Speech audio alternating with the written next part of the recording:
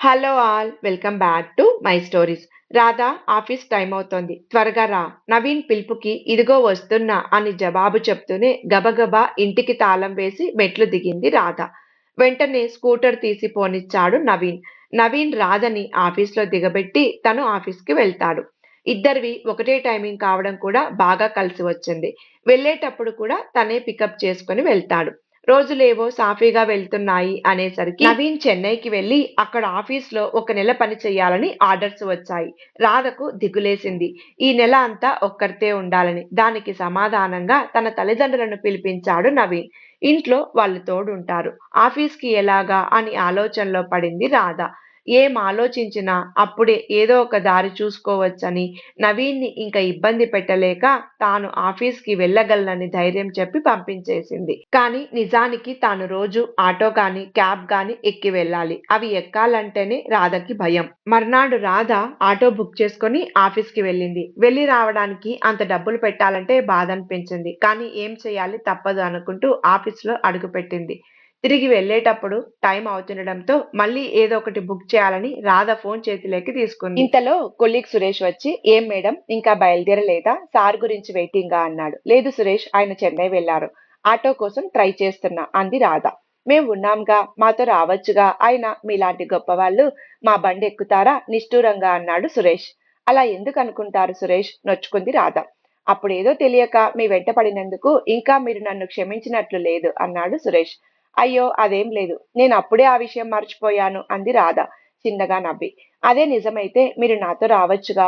నేను మీ ఇంటి వైపే కదా ఉండేది" అన్నాడు సురేష్. "ఎందుకు రాకూడదు? రావచ్చు. విషయమేమిటంటే మీరు మా ఇంటికి దగ్గరగానే ఉన్నారన్న విషయం మర్చిపోయాను. మీరడిగే వరకు నాకు గుర్తులేదు.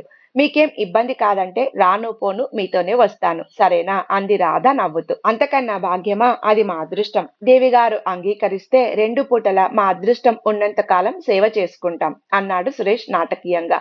"ఆ! అతి వద్దు. ఇద్దరం ఒకే ఆఫీస్, ఒకే దగ్గర ఉంటున్నాం కాబట్టి ఒకరికొకరు సహాయం చేసుకుంటే మంచిది. దానికంత డ్రామా అవసరమా?" అంది రాధ కొంచెం కోపంగా. సారీ రాధ. అలవాటులో పొరపాటు. ఏదో ఫ్రెండ్స్‌తో అన్నట్లు అనేశాను. ఏమీ అనుకోకండి. ఇంక మీదట ఎటువంటి తప్పు నా మాటల్లో కానీ, నా చేతల్లో కానీ దొర్లదు.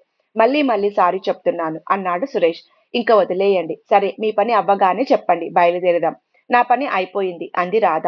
నాది అయిపోయింది. వెళ్దామా అన్నాడు సురేష్. సరే పదండి అంటూ సురేష్‌ని అనుసరించింది రాధ. ఇంటికి చేరే వరకు ఏమీ మాట్లాడలేదు ఇద్దరు. దిగిన వెంటనే అతనికి థాంక్స్ చెప్పి మరునాడు పొద్దున్నే బయలుదేరే ముందు ఫోన్ చెయ్యమంది రాధ. సరేనంటూ గుడ్ నైట్ చెప్పి వెళ్ళిపోయాడు సురేష్. ఇంటికెళ్ళగానే అత్తగారు ఇచ్చిన టీ తాగి కొంచెం రిలాక్స్ అయి ఆవిడతో కబుర్లు చెప్తూ వంట పూర్తి చేసింది రాధ.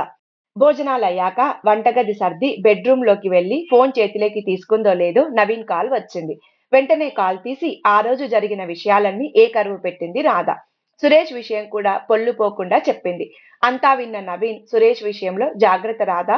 వాడిని నేను కాలేజ్ డేస్‌లో కూడా ఎరుగుదును. నీకొచ్చిన భయం లేదనుకో, నీ వెనుక నేనున్నాను. వాడు దుర్మార్గుడు కాకపోయినా పట్టుదల కలవాడు. వాడు కోరింది సాధించేదాకా వదలడు. నీ విషయంలో ఒకసారి భంగపడ్డాడు. నేను కూడా అక్కడ లేను. అందుకే జాగ్రత్త చెప్తున్నాను" అన్నాడు. "పర్వాలేదండి. నేను జాగ్రత్తగా ఉంటాను. మీరు టెన్షన్ పడకండి" అంటూ అలాగే ఏవో కాసేపు మాట్లాడుకొని పడుకున్నారు. కొద్ది రోజులు ప్రశాంతంగా గడిచిపోయాయి. రాధ సురేష్‌తో కలిసి ఆఫీస్‌కి వెళ్లి వస్తోంది. 3 వారాలు గడిచాయి. వచ్చే వారంలో చెన్నైలో పని పూర్తి చేసుకొని నవీన్ తిరిగి వచ్చేస్తాడు. ఆ రోజు సోమవారం. సురేష్ తను సెలవు తీసుకున్నానని ఫోన్ చేయడంతో రాధ ఆటోలో ఆఫీస్‌కి వెళ్ళింది. ఆటో దిగి లోపలికి వెళ్తుంటే ఈ రోజు లిఫ్ట్ దొరికినట్లు లేదు. అమ్మగారు ఆటోలో వచ్చారు. ఎవరివో మాటలు చెవిన పడ్డాయి. చురుగ్గా అటువైపు చూసింది రాధ. ఎవరో ఇద్దరు కుర్రాళ్ళు పక్క ఆఫీస్ వాళ్ళేమో కామెంట్ చేస్తున్నారు. ఆవేశంగా వాళ్ళ దగ్గరకు వెళ్లి తిడదామనుకుంది. అంతలో మళ్ళీ ఆ ఆలోచన విరమించుకొని ఆఫీస్‌లోకి దారి తీసింది. వాష్‌రూమ్‌లోకి వెళ్లి చేతులు ముఖం కడుక్కొని యథాలాపంగా బయటకు చూసింది. ఇందాకటి కుర్రాళ్లతో సురేష్ నవ్వుతూ మాట్లాడుతున్నాడు. పథకం అర్థమైంది. వీళ్ళని ప్రవేశపెట్టింది సురేష్. తన దారిలో వాళ్ళ చేత అడ్డమైన వాగుడు వాగించి తనని ఇబ్బందుల పాలు చెయ్యాలని చూస్తున్నాడు.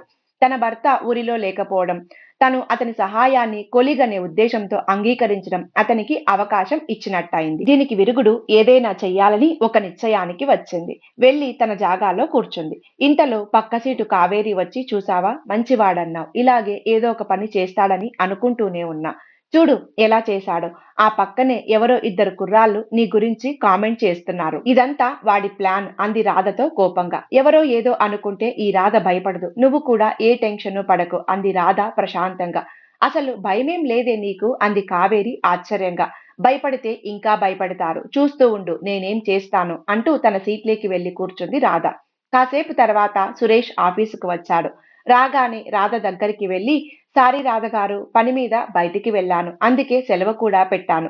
కానీ ఈరోజు పని కాలేదు. రేపు వెళ్ళాలి. సాయంత్రం కలిసి వెళ్దాంలేండి. ఉదయం మీకు ఇబ్బంది కలిగించాను అన్నాడు. అయ్యో! దాందేముందండి. ఎవరి పనులు వారికి ఉండవా? అంత మాత్రానికేనా అంది నవ్వుతూ. మధ్యాహ్నం లంచ్ తర్వాత సురేష్‌కి రాధ కనపడలేదు. సాయంత్రం వెళ్ళేటప్పుడు ఎవరినడగాలా అని ఆలోచిస్తుండగా కావేరి వచ్చి ఏమిటి సురేష్ రాధ కోసమా? తాను ఈరోజు లంచ్ అవర్‌లో పర్మిషన్ తీసుకొని వెళ్ళిపోయిందే. మీకు చెప్పలేదా? అయినా వెళ్ళేటప్పుడు మీరు కనపడలేదు తనకి. బయట కనపడితే చెప్తానంది. మీరు బయట కూడా లేరేమో వెళ్ళిపోయుంటుంది అంది. ఆ! అదేం లేదు. రోజూ వస్తున్నారు కదా అని అంటూ నసుకుతూ వెళ్ళిపోయాడు సురేష్. అతను ఇంటికి వెళ్ళేసరికి ఎవరివో మాటలు వినిపిస్తున్నాయి. ఒకటి తన భార్య శశిది, రెండో గొంతు కూడా తెలిసినట్టుగానే ఉందే అనుకుంటున్నాడు. ఇంతలో తన భార్య శశి గొంతు వదినా మీరేం బాధపడకండి. ఏనుగు వెళ్తుంటే కుక్కలు మొరుగుతాయి. అవన్నీ పట్టించుకోకూడదు.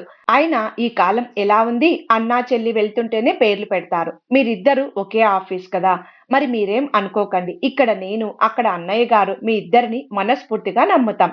మీకేం పర్వాలేదు అంటూ టంగున వినిపించింది. ఏదో అర్థం చేసుకోబోయే అంతలో రాధ మాట వదినా మీరు నన్ను నమ్మారు కాబట్టి సరిపోయింది. మా వారికి నా మీద నమ్మకముంది. నేనే స్వయంగా వచ్చి మీకు చెప్పాను కాబట్టి సరిపోయింది. అదే మరెవరైనా వచ్చి మా గురించి చెప్తే మీరు నమ్మారనుకోండి నా పరిస్థితి ఏం కాను. ఆఫీస్‌లో తలెత్తుకొని తిరగొద్దు. ఉద్యోగం మానేసే పరిస్థితి ఏర్పడునేమో ఏడ్చు గొంతుతో వినిపించింది. శశి ఊరడిస్తూ అయ్యో వదినా అంత మాట అనకండి. మనం ఒకే ఏరియాలో ఉన్నాం. అలా బాధపడకండి అంటూ బయటకు చూసింది. అక్కడే ఉన్న సురేష్‌ని చూసి అదిగో మీ అన్నయ్య వచ్చారు. వాళ్ళ గురించి ఆయనకు చెప్పండి. ఒక చూపు చూస్తారు. అంటూ అదేమిటి అలా ఉండిపోయారు రాధగారు రండి లోపలికి అంటూ చేతిలోని బ్యాగ్ అందుకొనేసరికి ఏమీ అనలేక అరే మీరా ఇల్లెలా తెలిసింది భలే వచ్చారే అన్నాడు నవ్వలేక నవ్వుతూ సురేష్.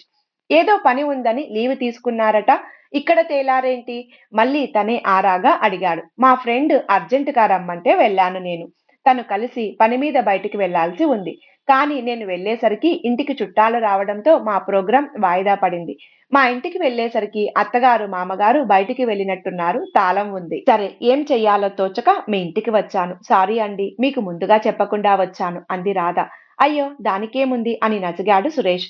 కాఫీ ట్రేతో వచ్చిన శశి అదేంటి వదినా ఆ వెధవల గురించి చెప్పడానికి మొహమాటం దేనికి? ఏవండోయ్ మీ పక్క ఆఫీస్‌లో వాళ్ళెవరో మీ ఇద్దరిని చూసి కామెంట్స్ చేస్తున్నారట. కాస్త వాళ్ళ సంగతి చూడండి.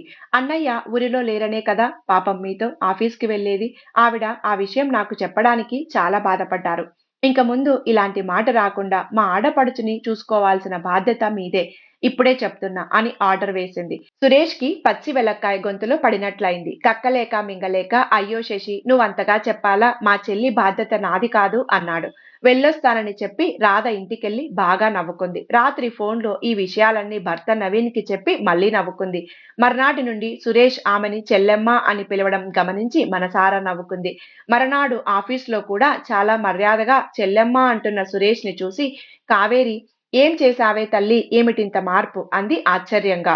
జరిగిన విషయమంతా రాధకు చెప్పగా విన్న కావేరి బాగా నవ్వింది. మంచి గుణపాఠం చెప్పావే మంచి పనైంది గరుడుకి అంటూ మళ్ళీ నవ్వింది. రాధ ఆలోచనకు మెచ్చుకుంది. ఇది ఇవాల్టి కథ. ఈ కథ మీకు నచ్చితే లైక్ చేయండి. ఛానల్‌ని సబ్స్క్రైబ్ చేయండి. కథను లాస్ట్ వరకు విన్నందుకు ధన్యవాదాలు. మరొక మంచి కథతో మళ్ళీ కలుద్దాం.